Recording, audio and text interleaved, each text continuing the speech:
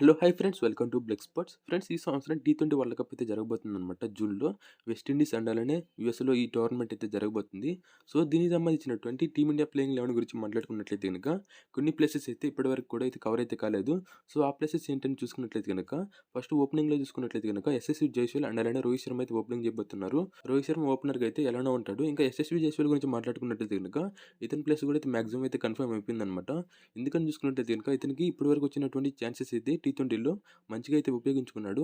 అంతేకాకుండా ఇతని recent form కూడా చూసుకున్నట్లయితే గనుక చాలా మంచిగా అయితే ఉందన్నమాట. కాకపోతే ఈ ఓపెనింగ్ పొజిషన్ కోసం కూడా ముగ్గురు ప్లేయర్స్ అయితే పోటీ పడుతున్నారు. వాళ్ళే ఇషాన్ కిషన్, రుతురాజ్ గైక్వాడ్ అండ్ అలానే శుభ్మన్ గిల్. సో ఒకవేళ ఎస్ఎస్వి జైస్వాల్ గనుక ఐపీఎల్‌లో మంచి పర్ఫార్మెన్స్ చేయలేకపోతే ఈ ముగ్గురులలో ఎవరో ఒకరు కూడా ప్లేయింగ్ 11కి వచ్చేటువంటి అవకాశాలున్నాయి. సో మాక్సిమం అయితే ఎస్ఎస్వి జైస్వాల్ ఈ ప్లేయింగ్ 11లో కొనసాగేటువంటి అవకాశాలున్నాయి. ఫ్రెండ్స్ ఇంకా నంబర్ 3, 4, 5 ప్లేసెస్ గురించి మాట్లాడుకున్నట్లయితే గనుక సో ఈ ప్లేసెస్‌లో విరాట్ కోహ్లీ, సూర్యకుమార్ యాదవ్, హార్దిక్ పాండ్యాలు అయితే ఆల్రెడీ కవర్ అయిపోయాయన్నమాట. సో ఇందులో అయితే ఎటువంటి డౌట్ అయితే లేదు. వీళ్ళ ముగ్గురే ఈ టీ20 వరల్డ్ కప్‌లో కూడా ఈ ప్లేయింగ్ 11లో ఆడతారు. ఇంకా నంబర్ 6 గురించి మాట్లాడుకున్నట్లయితే ఫ్రెండ్స్ ఈ ప్లేస్‌లో అయితే రింకు సింగ్ అయితే ఉంటాడన్నమాట. ఎందుకంటే మనకైతే నంబర్ 6లో ఒక ఫినిషర్ అయితే కావాలి. ఇన్ని రోజులు మనమైతే ఒక సరైన ఫినిషర్ లేకుండా రీసెంట్‌గా జరిగినటువంటి 2 టీ20 వరల్డ్ కప్‌లు కూడా అయితే లాస్ అయిపోయాము. కాకపోతే ఈ సంవత్సరం అయితే మనకైతే రింకు సింగ్ లాంటి ఒక ఫినిషర్ అయితే అందుబాటులో ఉన్నాడన్నమాట. కాబట్టి ఖచ్చితంగా రింకు సింగ్‌ని అయితే ఈ ప్లేయింగ్ 11లో ఆడించాలి. ఒకవేళ ఆడించుకుంటే గనుక మనకైతే తీవ్ర నష్టం అయితే జరుగుతుందన్నమాట. రింకు సింగ్ కూడా చూసుకున్నట్లయితే గనుక మంచి ఫామ్‌లో అయితే ఉన్నాడు. అండ్ అలానే అతనికి వచ్చినటువంటి ప్రతి అవకాశాన్ని కూడా అయితే సద్వినియోగం అయితే చేసుకుంటున్నాడన్నమాట. ఇంకా ఫ్రెండ్స్ మనకైతే నెంబర్ 7లో ఒక వికెట్ కీపర్ అయితే కావాలన్నమాట. సో ఈ వికెట్ కీపింగ్ పొజిషన్ గురించి కూడా దాదాపు 5 బ్యాటర్స్ అయితే పోటీ పడుతున్నారు. సో దీనికి సంబంధించినటువంటి నేనైతే సెపరేట్ వీడియో అయితే చేశాను. ఒకవేళ మీరు చూడకుంటే కనుక చూడడానికైతే ట్రై చేయండి. ఈ వీడియో డిస్క్రిప్షన్‌లో నేను ఆ వీడియోకి సంబంధించినటువంటి లింక్ అయితే ఇచ్చాను. ఫ్రెండ్స్ వికెట్ కీపింగ్ పొజిషన్ గురించి కేఎల్ రాహుల్, సంజు శాంసన్, జితేష్ శర్మ, ఇషాన్ కిషన్ అండ్ అలానే రిషబ్ పంత్ ఈ 5 ప్లేయర్స్ అయితే పోటీ పడుతున్నారు. సో మాక్సిమం మిడిల్ ఆర్డర్‌లో ఆడేటువంటి ఒక వికెట్ కీపర్ కావాలన్నమాట మనకి. మనం చూసుకున్నట్లయితే కనుక కేఎల్ రాహుల్, ఇషాన్ కిషన్, సంజు శాంసన్ ఈ ముగ్గురు కూడా టీ20లో టాప్ ఆర్డర్‌లో ఆడేటువంటి ప్లేయర్స్ అనమాట. వీళ్ళకైతే మిడిల్ ఆర్డర్‌లో ఆడినటువంటి అనుభవం అయితే చాలా తక్కువగా ఉంది. ఇంకా మనం చూసుకున్నట్లయితే గనుక జితేష్ శర్మ అండ్ అలానే రిషబ్ పంత్‌కి అయితే టీ20స్‌లో అయితే మిడిల్ ఆర్డర్‌లో మంచి బ్యాటింగ్ పర్ఫార్మెన్స్ అయితే ఉందన్నమాట. మంచి రికార్డ్స్ కూడా అయితే ఉన్నాయి. సో వీళ్ళకైతే అనుభవం ఉంది కాబట్టి వీళ్ళిద్దరిలో మాక్సిమం ఒకరిని కన్ఫర్మ్ చేసేటువంటి అవకాశాలు ఉన్నాయన్నమాట. ఫ్రెండ్స్ ఇంకా మనకైతే నెంబర్ 8లో ఒక స్పిన్ బౌలింగ్ ఆల్రౌండర్ కావాలన్నమాట. సో ఈ ప్లేస్ కోసం కూడా ఇద్దరు ప్లేయర్స్ అయితే పోటీ పడుతున్నారు.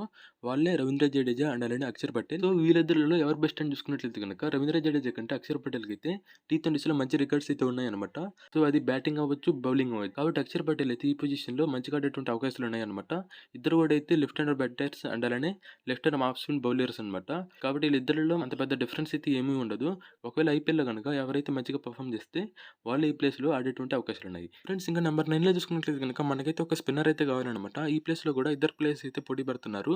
వాళ్ళే రవి బిష్ణోయ్ అండ్ అలానే కుల్దీప్ యాదవ్.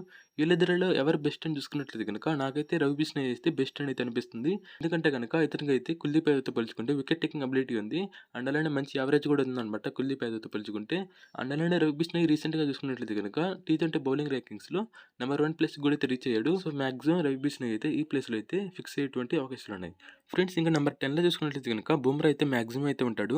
సో ఇందులో అయితే ఎటువంటి డౌట్ అయితే లేదనమాట. ఖచ్చితంగా బుమ్రా అయితే ఈ ప్లేయింగ్ 11లో అయితే ఆడాలి. ఇంకా నెంబర్ 11లో కూడా అయితే మనకైతే ఒక పేస్ బౌలర్ అయితే కావాలన్నమాట.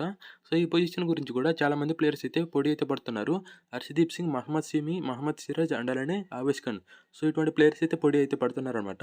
కానీ మాక్సిమం హర్షదీప్ సింగ్ ఆడేటువంటి అవకాశాలు ఉన్నాయి ఫ్రెండ్స్. ఎందుకంటే ఇతను ఒక లెఫ్ట్ హ్యాండ్ బౌలర్ అనమాట.